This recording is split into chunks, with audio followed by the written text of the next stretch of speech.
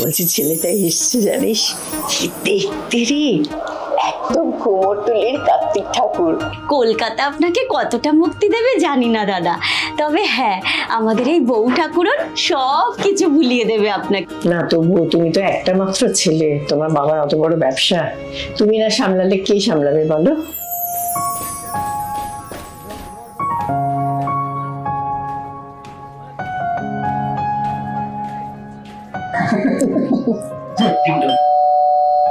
ওই যে বললাম না ঝড় উঠবে, ঝড় এসে গেছে।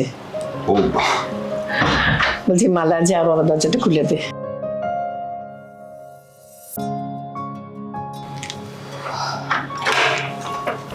মালা তুই আগে আমাকে এক গ্লাস জল দে রে, গলাটা শুকিয়ে একেবারে থর মরুভূমি হয়ে গেছে। ঠাম্মি আজকে যা এই বেশ দুনিয়াটা চলছে, কানে কানে কথা প্রেমিকারা বলছে, আজ পূজা তো কাল কই পূজা হোগা। কি বিচারাতে শুরু করলেন কেন? আরে বসুন না, আপনাদের ঝগড়া শেষ হতে হতে আমি সোনারপুর পৌঁছে যাব। উড়ি পরিদের ডানা কলির কষ্ট আমি কলি। এই শুনুন, আপনি না আমাকে টাচ করবেন না। চপ বাবা, টাচ না করে বসবো কি করে?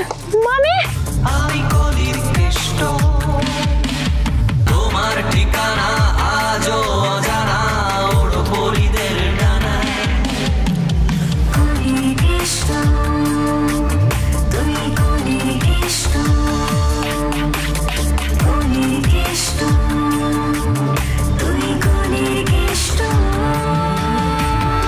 কি আপনি এখানে?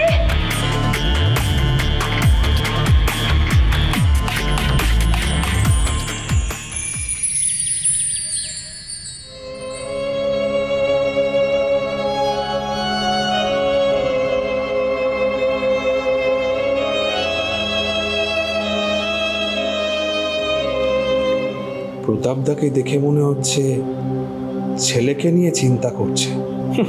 ছেলে যখন ছিল তখন খোঁজ খবর নেওয়ার বালাই নেই, হিল্লি দিল্লি বেড়াতো সারাদিন, আর এখন অবস্থা দেখো। তবে প্রতাপদার যা অবস্থা, এখনই কথাটা তোলার বেস্ট টাইম। মাটি নরম আছে। সুবোধ, কোপ মার, কোপ মার।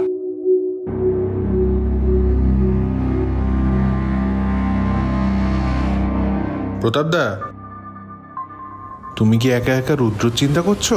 হ্যাঁ, তা রুদ্রর কথা ছাড়া আর কার কথা ভাববো? কিন্তু রুদ্র কি ভাবে তার বাপের কথা? সে তো সারা জীবন ভেবে এলো যে তার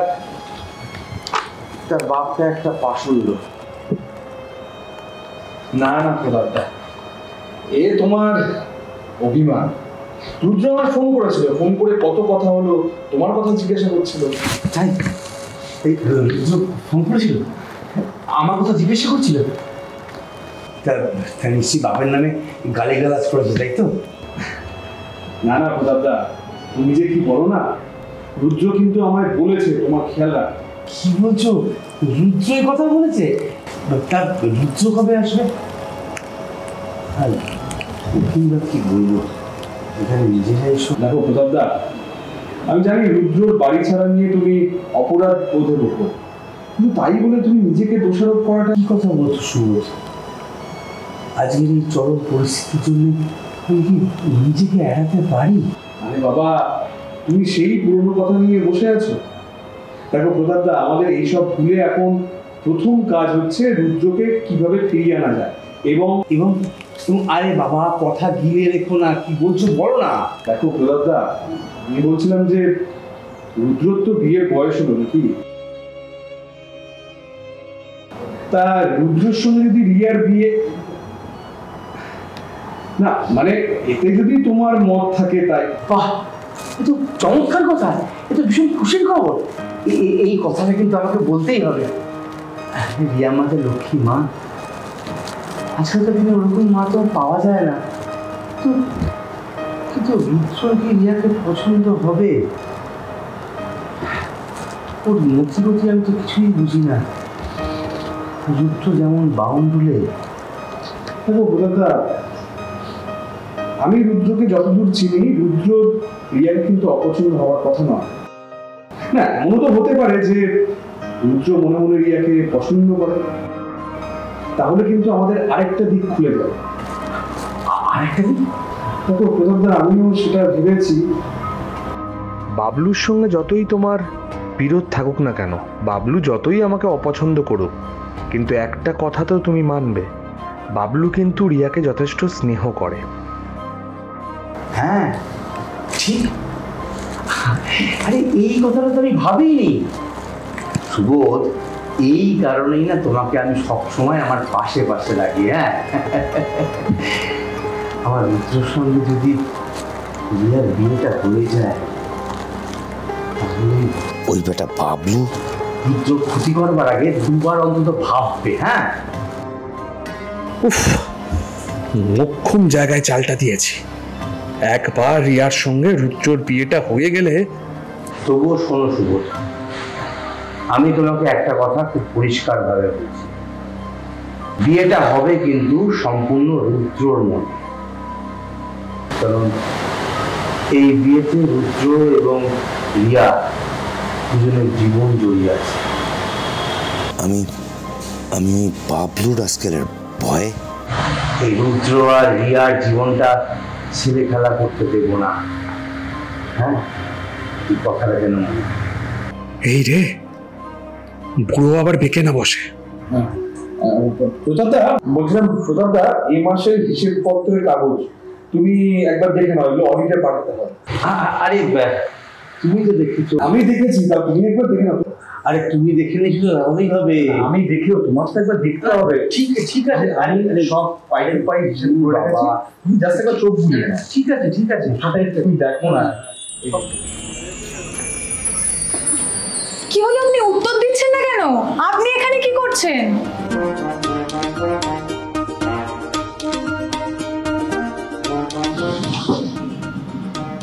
না মানে আমি তো কি মানে করছেন? হ্যাঁ, বাংলাটাই তো বলছি, বুঝতে পারছেন না? আপনি এখানে কি করছেন? আচ্ছা, মতলবটা কি আপনার? হ্যাঁ দেখুন, রিক্সাতে আপনি নিত্য যাত্রী ছিলেন সেটা না হয় বুঝলাম, কিন্তু এই বাড়িতে যে আপনার রোজ যাতায়াত আছে সেটা আমি কি করে জানবো বলুন তো? দাদা কি করছেন এসব? ওই তো আমাদের কুলি দিদিমণি। ও, তার মানে ওই তোমাদের চন্ডালিকা। আচ্ছা, এই মালা, তুই ওনার সাথে কি এত গুজর গুজর করছিস বলতো? আর ঠাম্মি, তোমাকে যে আমি তখন থেকে জিজ্ঞেস করছি এই লোকটা এখানে কি করছে, তুমি আমাকে কেন বলছো না? কি হয়েছে বলতো? হ্যাঁ, রোদ লেগে গেছে বোধহয় মাথায়, না? আর তোকে একটু শরবত করে দিই।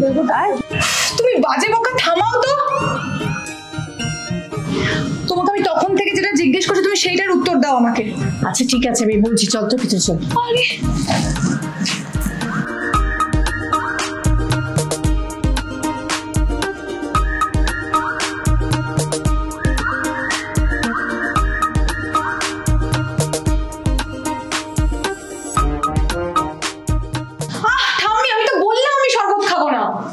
আচ্ছা, তোর কি হয়েছে আমাকে বলতো?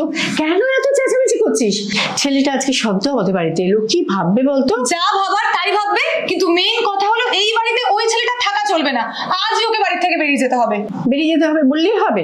1 মাসে অ্যাডভান্স নিয়েছি ওর কাছ থেকে। অ্যাডভান্স দিয়েছে তো দিয়েছে, কিন্তু এই বাড়িতে ওই ছেলেটা থাকা চলবে না। ঠাম্মি, তুমি চেনো না ওই ছেলেটা কি জিনিস?